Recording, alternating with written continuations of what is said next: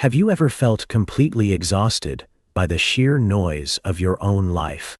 The constant pressure to perform, the endless anxiety of trying to control everything, the feeling of being utterly invisible, even when you're standing in a crowded room, that heavy, invisible weight dragging you down.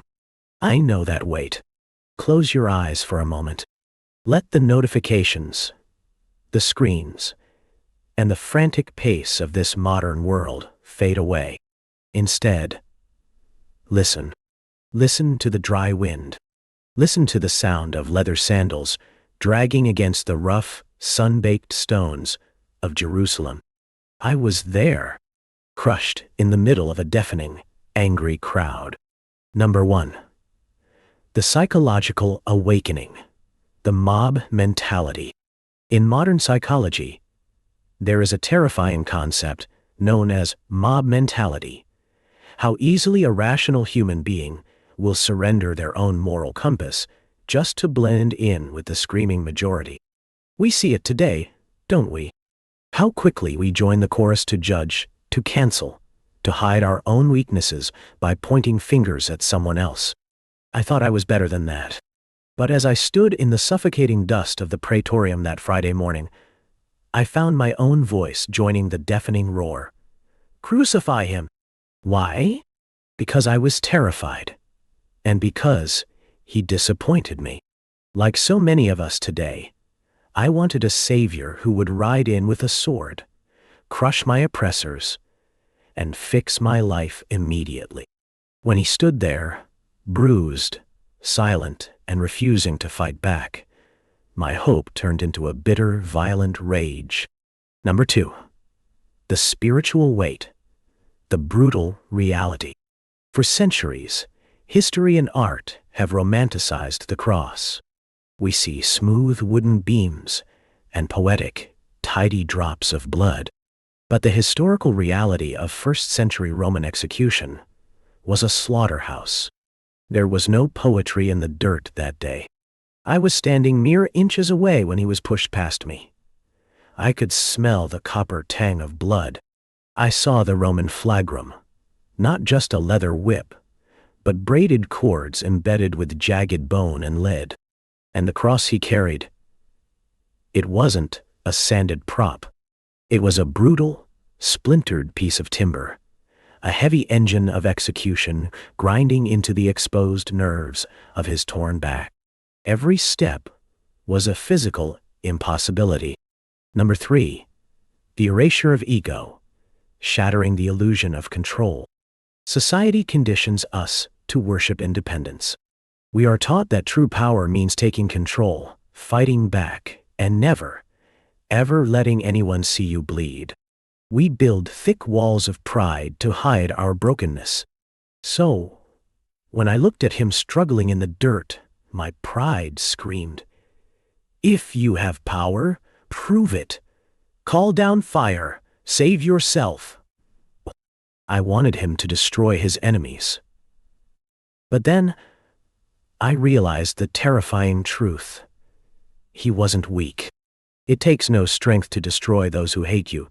It takes unimaginable, divine power to willingly stay on that path and absorb their mockery.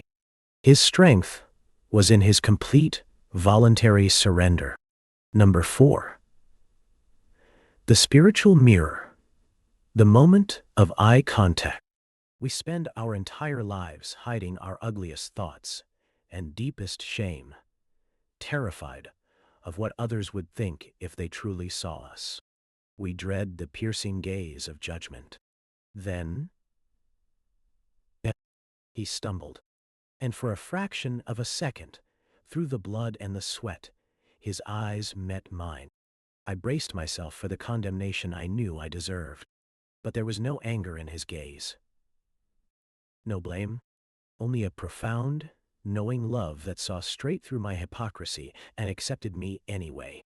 In that blinding moment of clarity, my massive ego shattered into 1,000 pieces. Number 5. The physics of despair. The crushing gravity. Think about the immense atmospheric pressure at the bottom of the ocean, or the crushing gravity of a massive star. We often feel a similar weight in our minds. The suffocating gravity of our own despair, anxiety, and guilt. As I watched him collapse again, I realized something staggering.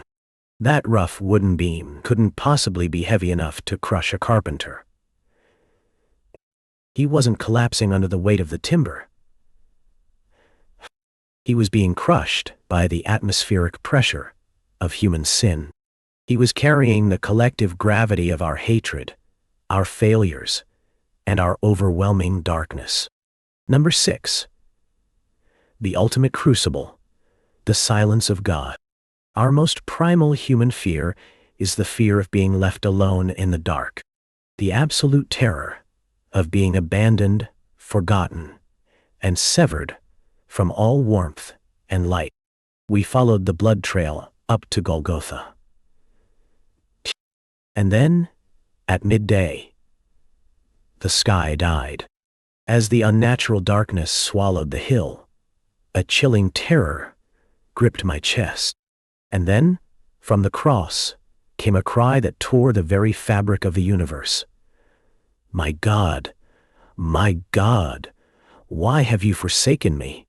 He voluntarily stepped into that absolute void, drinking the cup of eternal isolation. He allowed himself to be completely abandoned by the Father, just to ensure one thing: that you and I, in our darkest, most broken moments, would never ever have to be alone. Number 7. The emotional triumph. It is finished. We live our lives exhausted, constantly running on a treadmill to pay off our debts, whether it's financial, emotional, or the relentless need to prove we are enough. Then he drew his final breath. And he didn't whimper. He didn't sigh in defeat. With the last ounce of his strength, he let out a roar that echoed through eternity. It is finished. The veil in the temple tore in two. It was the battle cry of a king declaring that the debt of humanity was paid in full. The desperate race to prove ourselves was over. I walked away from that hill with my hands trembling. The heavy stone of judgment, the exhausting expectations I had carried my whole life, I just let them drop into the dirt, because the price had been paid. You, listening to this right now, I know you are tired. I know you are exhausted from trying to hold everything together, constantly pretending to be strong. You don't have to carry that crushing weight anymore. If this message is helping you breathe a little easier today, if you are ready to drop your heavy stones, take a second to like this video and subscribe to the channel.